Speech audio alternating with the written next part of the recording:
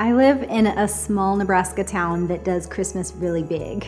Every year, there's decorations on lampposts and crafts and hot cocoa at the church on Main Street. Even a horse-drawn sleigh rides past a live nativity. I mean, Norman Rockwell would be proud. But even in the cheery atmosphere, sometimes my soul feels lonely and troubled.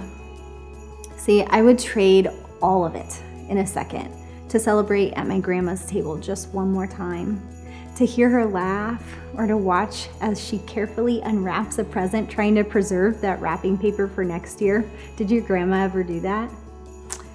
I'd also trade all the house lights and Hallmark movies for the well-being of my extended family, for the restoration of marriages and the healing of cancer that just won't go away.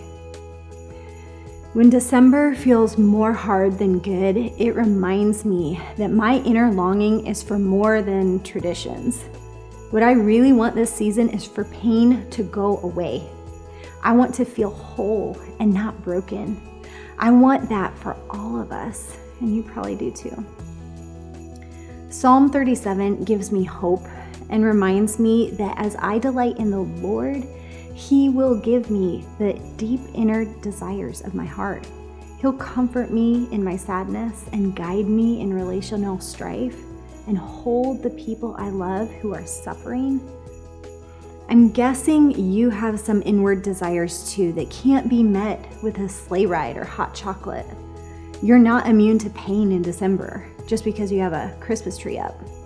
In fact, seeing everyone else celebrating carefree in your community can make your inner struggles feel bigger.